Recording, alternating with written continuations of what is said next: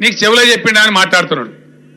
TRS party కానీ తెలంగాణ కానీ మా మేలు మేము కోరుకుంటాం, ఇతరుల మేలు కూడా బ్రహ్మాండంగా కోరుతున్నాం.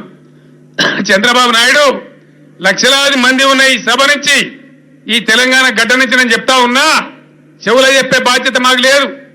చీకటి పనులు నీలాగా మేము చేయం. యాళ్ళ పొద్దుగా లేచి మంది గోతులు తీయం. మేము ఆ కుట్రలు మాకు రావు. తెలంగాణకు మేము బాగుండాలి, ఇతరులు కూడా బతకాలని మేము కోరుతాం. రెండు విషయాలు కుండబద్దలు వచ్చినట్టు చెప్తా ఉన్నా.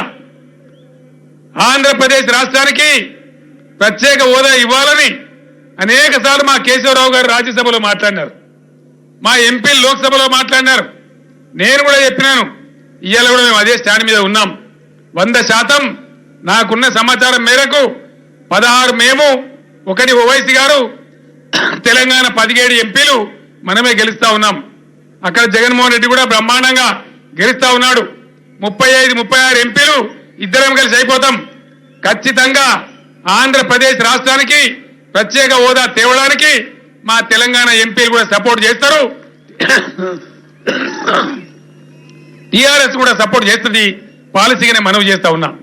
ఎందుకంటే మేము పక్కోళ్ళు బాగుండాలని కోరతాం కానీ మంది చెడిపోవాలని నీలాగా సన్నాసిలాగా మేము కోరం. నీ అటువంటి దరిద్రం బుద్ధి మాకు లేదు. నీలంటే అల్పులం మేము కాదు.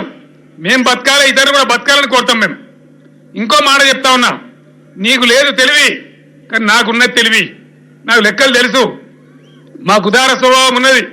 గోదావరిలో మేము 1000 టీఎంసీలు మాకు అలొకేషన్ ఉన్నది, దాన్ని బాధ్యతగా తీసుకుంటాం.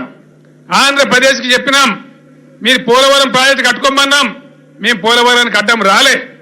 తెలంగాణ ముంచుతామంటే వద్దన్నాం, కానీ పోలవరం ప్రాజెక్టు కట్టడానికి కూడా మేము సంపూర్ణ సహకారం చేస్తాం. ఎందుకంటే నీళ్లు వేస్ట్గా పోతా ఉన్నాయి. ఈ సంవత్సరం కూడా 2600 టీఎంసీల నీళ్లు సముద్రం పాలైపోయినాయి. తెలంగాణ ఆంధ్ర వాడిన తర్వాత సముద్రానికి పోయిన దానికంటే మీరు ఆంధ్ర వాళ్ళు మాడుకుంటే మాకేమైనా అబ్జెక్షన్ ఉంటుందా? మాకేం ఉండదు. మేము కోరేదల్లా మా వాటా మాకు రావాలి, మా పొలాలు మారాలి, మాతో పాటు మీరు కూడా బతకాలని కోరుతున్నాం తప్ప నీలాగా రాజకీయాల కోసం అబద్ధం ఆడే వాళ్ళం కాదు. తెలంగాణ గుణమే మేం తినాలి, ఇతరులు కూడా బతకాలని ఆలోచిస్తాం తప్ప మేము మీలాగా స్వార్థపరలం కాదు. ఆంధ్ర ప్రజలు మంచోళ్ళే. నీ అటువంటి 10 మంది కిరికిరిగాలు ఉన్నారు అక్కడక్కడ తప్ప ఆంధ్ర ప్రజలతోని మాకేం పంచాయతీ లేదని చెప్పి నేను మనవి చేస్తా ఉన్నా. ఈ మాట నిజమే కదా సోదరులారా? నిజమైతే చప్పట్లు కొట్టాలి. ఆంధ్ర ప్రజలతో మనకు ఎటువంటి పంచాయతీ లేదు కదా. ఆయనేమో ఉన్నదంటాడు.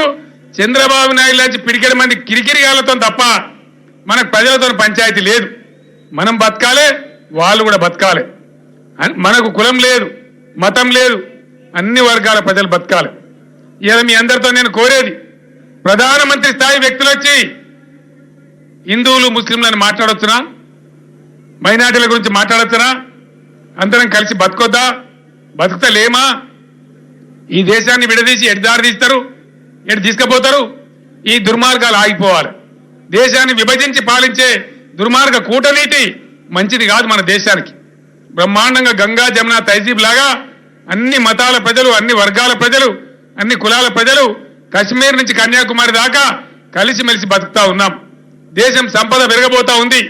దేశ సంపద పెంచుకొని అందరూ మంచిగా బతకాలి, అందరికి ఉపాధి అవకాశాలు ఉండాలి, అందరికి ఉద్యోగాలు దొరకాలి, అందరికి విద్య దొరకాలి, అందరికి వైద్యం దొరకాలని చెప్పి మనం ప్రయత్నం చేయాలి. ఆ ప్రయత్నం మీ బిడ్డగా నేను దయచేసి మీకు మనవి చేస్తా ఉన్నా. రంజిత్ రెడ్డి గారు చాలా పెద్ద తెలంగాణ ఉద్యమకారుడు. 2001 నుంచే టీఆర్ఎస్ పార్టీకి అండదండగా ఉంటూ ప్రతి సందర్భంలో కూడా కొంచెం ఉద్యమం కింది మీద ఉన్నా అన్నా భయపడకండి మేమందరం ఉన్నామని చెప్పి తనతో పాటు అనేక మంది మిత్రులను తీసుకొని వచ్చి మద్దతు ఇచ్చిన వ్యక్తి. ఆయన ఎన్నడే పదవి అడగలే. ఈసారి నేను పార్లమెంట్కి పోతా, చేవెళ్ల నియోజకవర్గానికి సేవ చేస్తా, నాకు సంబంధించిన చాలా పోల్ట్రీలు